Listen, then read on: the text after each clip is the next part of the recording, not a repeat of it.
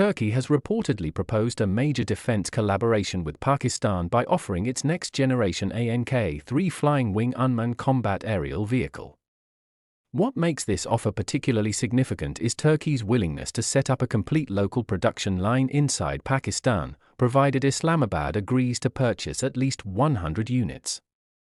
Such large-scale procurement would not only boost Pakistan's unmanned fleet but also deepen Ankara-Islamabad defense ties, especially amid Turkey's ambitions to become a global UAV exporter. This development is emerging at a time when Pakistan's air warfare doctrine is undergoing a major transformation.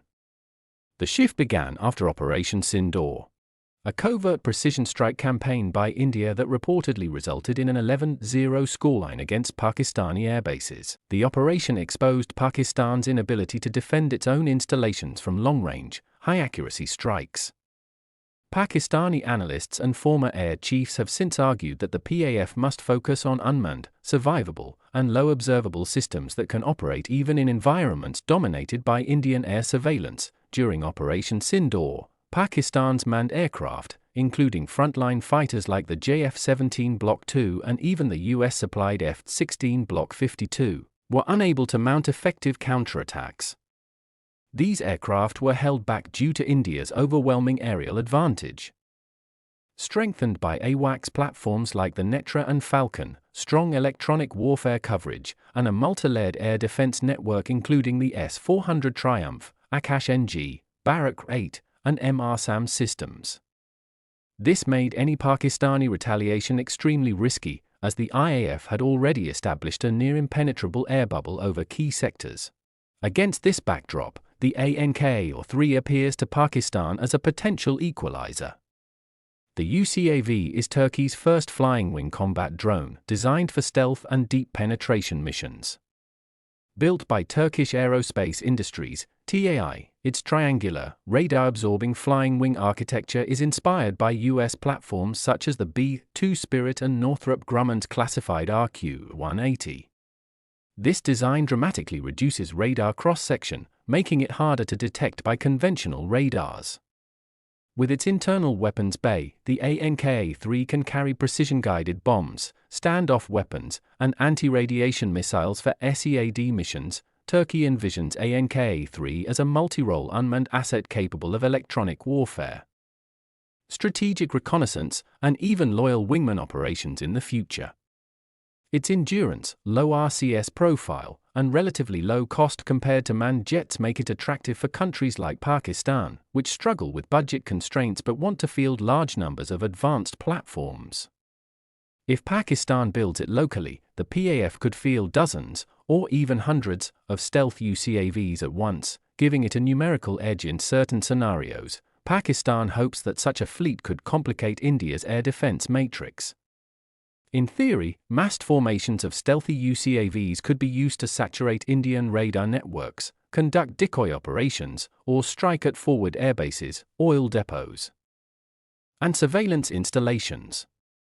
Combined with loitering munitions and cruise missiles, a swarm-based UCAV doctrine could allow Pakistan to probe for weak spots, exhaust interceptor missiles, or force India to expend valuable air defense resources. However, despite the optimistic projection, the ANKA-3 has several inherent limitations that prevent it from becoming a true strategic equalizer.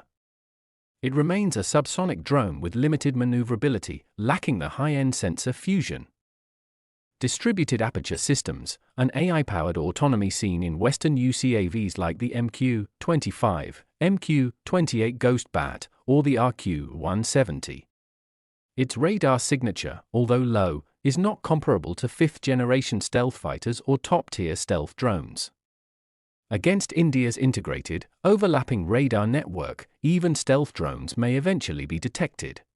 India's Integrated Air Command and Control System, IACCS, connects hundreds of radars, optical sensors, AWACS platforms, satellites, and ground-based air defense units into one single network. Supported by Su-30 MKI and Rafale F-3R fighters armed with Astra MKI and MKI long-range missiles, India can intercept threats long before they approach critical infrastructure. Additionally, India's electronic warfare aircraft and jamming suites further degrade incoming strike packages. This means that even a stealth UCAV like ANKA-3 would face significant resistance during real combat. Moreover, India is aggressively developing its own unmanned combat ecosystem. Programs like the Gatak UCAV, powered by a dry Kaveri engine, will offer India its own flying wing stealth drone capability. The Swift demonstrator has already completed key trials, and India's Defence Research and Development Organization is working on loitering munitions, autonomous teaming drones, and AI-driven swarm systems. These projects will eventually provide the IAF with a layered unmanned strike capability, reducing any temporary edge Pakistan hopes to gain through foreign imports. Turkey's offer of the ANKA-3 reflects both Pakistan's urgency and Turkey's ambition.